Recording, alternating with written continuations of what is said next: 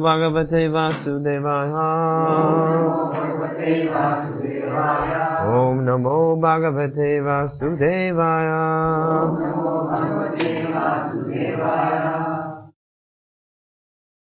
Tat Dhyanodriktaya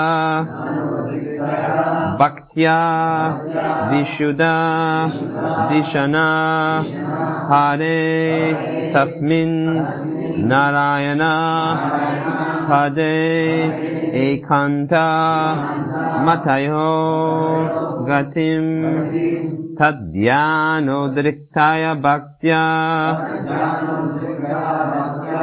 Vishuddha Dishana Pare Tasmin Narayana Pade Ekanta Matayo Gatim.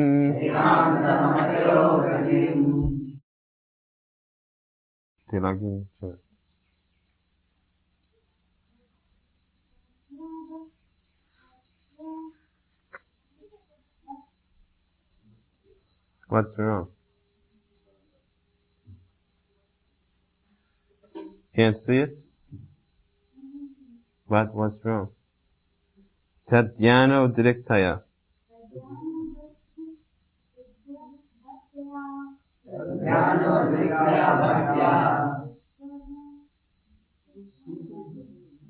This means you're not practicing in Sanskrit. How are you going to train all these children if you can't chant these slokas? Huh? Huh? This sloka you can't chant, but you can chant other slokas? Are you chanting every day some slokas? I want you to do it every day. Because then the children have to learn how to chant. The teacher has to be expert. Right? Okay. So every day you do some slokas. Just do Bhagavad Gita. Every day read 10, 20 Bhagavad Gita slokas and their translations. That way you'll become expert. Okay? Tadyanodriktaya bhaktya Vishuddha Dishana Pare Tasmin Narayana Pade Ekanta Matayo Gatim. Do they train Devanagari in school for the children? Hindi writing? In this school here? They do. So then I want to see your daughter be able to chant these slokas also. Right? They can learn Sanskrit, the children. The Devanagari is the same. Same writing. Isn't it?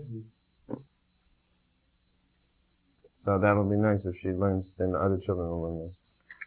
Then the next verse. Avapura duravapamte asadvir vishayat mabahi viduta kalamashashtanam virajanatmanaivahi.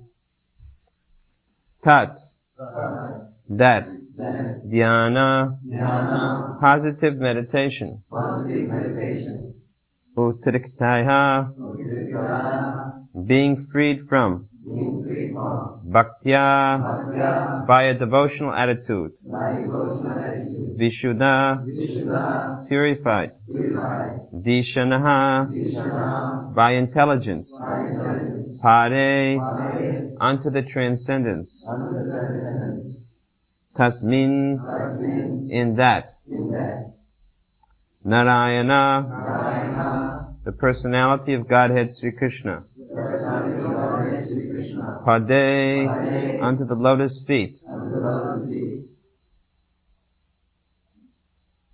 Ekantamataya. Of those who are fixed in the Supreme, who is one. Gatim. Destination. Translation and purport by His Divine Grace A.C. Bhaktivedanta Swami Srila Prabhupada. Thus, by pure consciousness, due to constant devotional remembrance, they attain the spiritual sky, which is ruled over by the Supreme Narayan, Lord Krishna. This is attained only by those who meditate upon the one Supreme Lord without deviation. This abode of the Lord Sri Krishna, known as Golok Vrindavan, cannot be attained by persons who are absorbed in the material conception of life. But the Pandavas, being completely washed of all material contamination, attained that abode in their very same bodies. Purport. According to Srila Jiva Goswami, a person freed from the three modes of material qualities, namely goodness, passion, and ignorance, and situated in transcendence, can reach the highest perfection of life without change of body. Srila Sanatana Goswami, in his Hari Bhakti Vilash, says that a person, whatever he may be, can attain the perfection of a twice-born Brahmin by undergoing the spiritual disciplinary actions under the guidance of a bona fide spiritual master, exactly as a chemist can turn gunmetal into gold by chemical manipulation. It is therefore the actual guidance that matters in the process of becoming a Brahmin, even without change of body, or in going back to Godhead without change of body. Srila Jiva Goswami remarks that the word he, used in this connection, positively affirms this truth, and there is no doubt about this factual position. The Bhagavad Gita 14:26 also affirms the statement of Srila Jiva Goswami, when the Lord says that anyone who executes devotional service systematically without deviation can attain the perfection of Brahman by surpassing the contamination of the three modes of material nature. And when the Brahman perfection is still more advanced by the self-same execution of devotional service, there is no doubt at all that one can attain the supreme spiritual planet, Goloka Vrindavan, without change of body, as we have already discussed in connection with the Lord's returning to his abode without a change of body.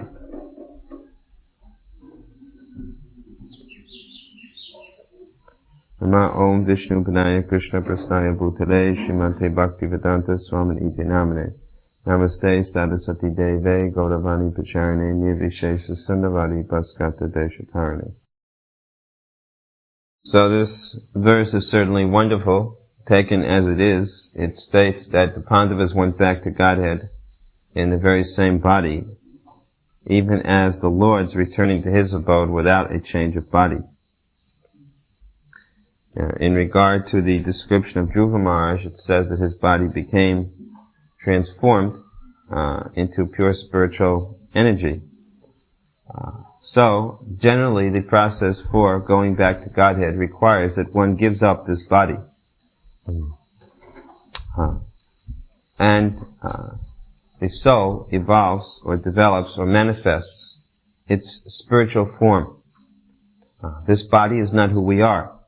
Very often Prabhupada used to say that you think that you are seeing me, but you are not actually seeing me. In other words, Prabhupada would make a distinction between his body and soul.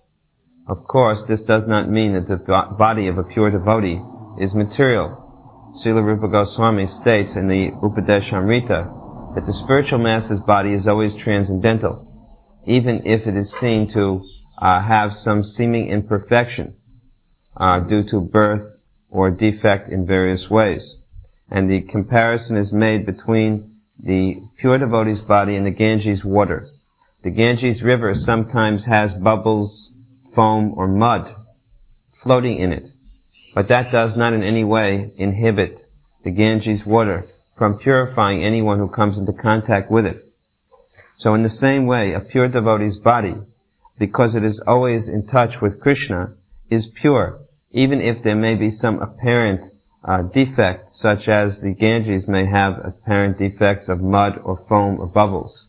The pure devotee's body always is to be seen as transcendental and can be, when the person comes into contact with the pure devotee, he automatically becomes purified. So generally, when the devotee becomes Krishna conscious, it means a transformation of consciousness. In other words, when the consciousness becomes absorbed in Krishna, then it is understood that one is in the liberated condition, even within this body. The body may be material, the body may be of this world, but the soul is spiritual. And when the consciousness is fixed on Krishna, then it is to be understood that such a person is living not in this material world, but in Goloka Vrindavan. Just like Prabhupada would say sometimes, you think that I am sitting in Los Angeles, but actually I am sitting in Vaikuntha, I am sitting in Vrindavan. In other words, the pure devotee, because of absorption in Krishna consciousness, is always with Krishna. And Krishna doesn't mean Krishna alone. Krishna means his devotees. Krishna means his dham, his abode. So when a devotee associates with Krishna, he doesn't see Krishna alone, standing in an Om sign in the middle of the ocean, like some foolish artists who are impersonalists depict Krishna. Krishna is not standing on a Om sign in the middle of the Atlantic Ocean. Krishna is always surrounded by his eternal associates. He is always performing his eternal pastimes. He is always present in his eternal abode. That's why when Krishna comes within this world, it is not that he comes in a material form. Ajopi shanavayatma bhutanamishradopi sham prakritim shramadishtaya sambhavami atma mayaya. The form which Krishna comes in is the eternal, self-same, Satchit Ananda Vigraha, which he has in the spiritual world. He comes with that same body, because there is no difference between Krishna's body and Krishna himself. There's a distinction between ourselves and our soul, ourselves and our body, There's not the same. But Krishna and Krishna's body are one and the same. So when Krishna comes, not only he comes with his self-same body, but he manifests the spiritual world in this world. That means that the spiritual kingdom of God came with Krishna. Krishna comes with his abode, he comes in the same body, and he comes with his associates. So all of those who took their birth in this world to assist Krishna in his pastimes are part of his eternal associates or entourage. So, the pure devotee, by the grace of Krishna, has similar qualities as Krishna. That means that when he comes within this world from the spiritual world, some great pure devotees, they actually come along with Krishna, and when the spiritual master comes, sometimes he comes with his associates also. It is said that sometimes devotees are called the eternal associates of the spiritual master, and they will accompany the spiritual master wherever he goes, just as there are eternal associates of Lord Krishna. Spiritual master is always engaged in delivering the fallen souls. He does not give up this work. Even when he leaves this world, he still goes on with his business of preaching and purifying the conditioned souls. So the associates of the spiritual master, they want to carry on their service with him. They're not interested necessarily in liberation. Just as a devotee does not care for liberation, but wants service to the Lord. So in the same way, a disciple doesn't care for liberation. He wants service to his spiritual master. He wants to continue to be able to push forward the mission of his spiritual master. The one who's in this mood is really enlivened. A really enlivened devotee doesn't simply think of liberation. A really enlivened devotee feels that the preaching work itself is his liberation. It is the highest pleasure of all. Chaitanya Mahaprabhu came in this world simply to enjoy his preaching pastimes. So preaching is a great pleasure. And a devotee should never want to give up this preaching mood. He's prepared to take birth after birth to assist the spiritual master in his preaching mission.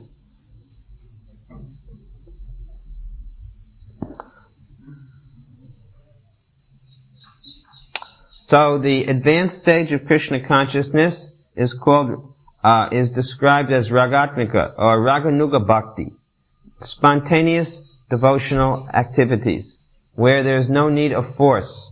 Now we still feel the need to force ourselves, to push ourselves, to carry out the order of the spiritual master. That means we're still on the platform of Vaidhi Bhakti, regulated practices of devotional life. But it is understood that when one gives up the material conception of being an enjoyer and simply takes pleasure in rendering service to Krishna, this is the spontaneous platform of Raganuga Bhakti. In such a state, one does not have to be induced artificially to render service, but quite naturally one wants to serve and associate with Krishna. The example is used that just as a boy feels naturally attracted to a girl. There's a natural attraction there. No one has to force the boy and the girl to associate. Of course, this is a material example based on sex impulse. But it helps us to understand how we should eventually come to the point of being so much attracted to Krishna, just as a young boy is attracted to a young girl. It'll be spontaneous. Another point that this example shows is that the attraction between a boy and a girl are already there. They don't have to be learned. No boy and girl have to be taught how to be attracted. The tendency is already there. In the same way, the tendency is already there for us to love Krishna, to be attracted to Krishna. It simply needs the proper opportunity to manifest itself. Just as when a young child grows older and develops the body of a mature person, then automatically the attraction comes between man and woman.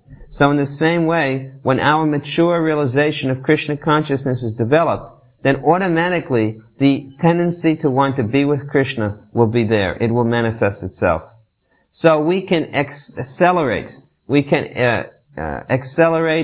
or quicken the process of devotional attraction to Krishna by making nice arrangements for ourselves to grow up quickly. Just like a child, if they are fed the proper food, they grow up very nicely and quickly and strongly. So in the same way, if we take the time to feed ourselves the proper spiritual diet, that is called sadhana. Sadhana means the regulated activities of spiritual life. If we engage in such regulated activities, then very quickly we will come to this ragatmika stage of spontaneous devotion to Krishna. Here it mentions that one has to be washed free from all material contamination. Material contamination means material consciousness. So the purification of consciousness comes, especially in this age, through the process of chanting the Hare Krishna mantra. By regular chanting of the Hare Krishna mantra, all that is impure will be cleansed out of the heart, and loving devotion will be established as an irrevocable fact. So we should take very seriously this process of Krishna consciousness. We should rise early in the morning, attend the Mangal Arati, chant nice japa, see the deity with devotion, hear the classes from the Srimad Bhagavatam and Bhagavad Gita, take the prasadam of the Lord, associate with devotees.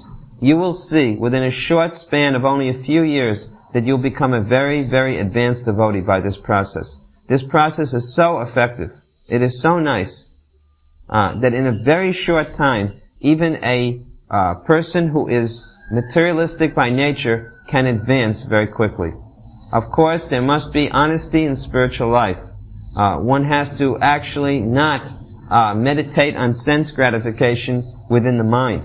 Mithya sarasa uchate. Such a person is called the pretender, who refrains from sense gratification outside, but within the mind is enjoying so many sense gratificatory ideas and thoughts. So that will undermine one's rapid advancement in spiritual life.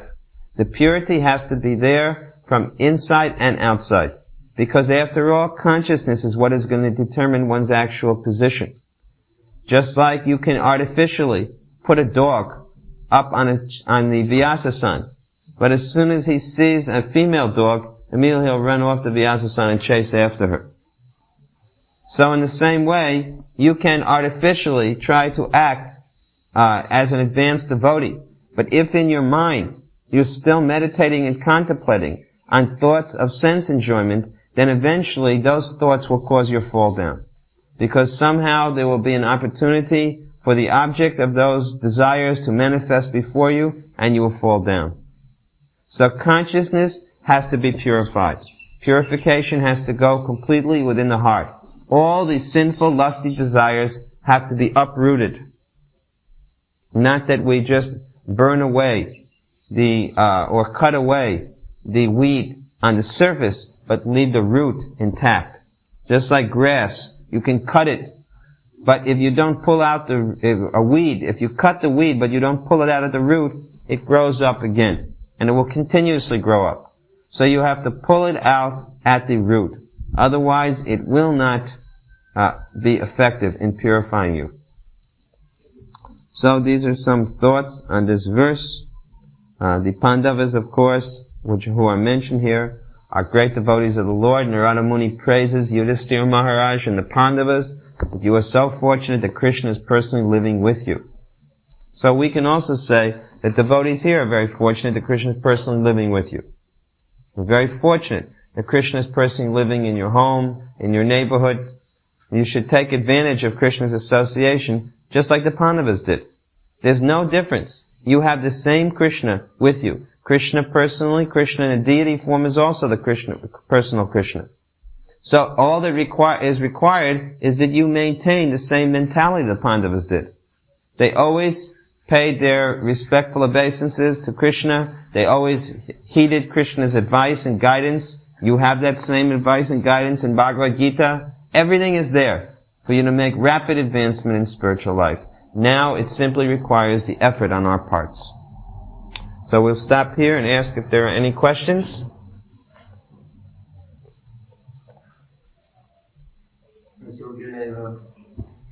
Sometimes we might feel in our mind, at least a lot of times, I feel in my mind, I'm not so purified, and yet and still we're supposed to be enthusiastic in spiritual life. We don't want to pretend either, so, it seems like, I don't know. Well, pretension is different than following the process. In other words, if you're not so much advanced in Krishna consciousness, you can still go on performing all of the rules and regulations nicely, but maintain a very humble mood. You don't have to pretend that you're an advanced devotee. You can say that I'm dancing, I'm chanting just to develop love of God. It's not that you have to say that I have love of God, therefore I'm dancing and chanting. So if one keeps very humble, then automatically it will not be imitation or pretension. You come to the right point. So the difference is humility. If you are honest and humble, then it will not be misunderstood that you are doing these things because you are already on the spontaneous platform. It will be understood that you're doing them to attain that platform. But if you don't do all of those things, how will you ever get out of that conditioned stage? If someone says that I'm going to be honest, I don't have a taste for chanting Hare Krishna, therefore I'm not going to chant Hare Krishna. That's not being honest at all. That's dishonest. We chant to get a taste. That's like someone saying, I'm not yet successful in business, therefore I will not do business. Unless I can be a success, I will not do business. Now, how will you ever become a success unless you do the business? First deserve, then desire, Prabhupada said. First deserve, then desire. First deserve to be advanced, then desire to be advanced. Be humble enough to admit that we're not very deserving, and simply follow the process. But the most difficult thing is to control the mind. It's more difficult to control the mind than to control the senses. It's more difficult to control the mind than to control both the knowledge-acquiring senses and the active senses. The mind is more difficult to control. Another question?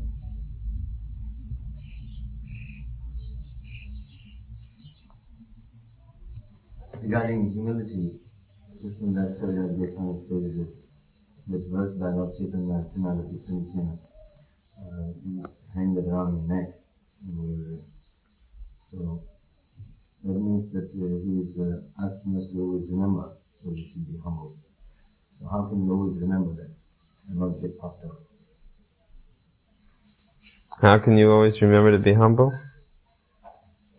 The best way is by associating with devotees. Because when you associate with devotees, they never let you get too puffed up.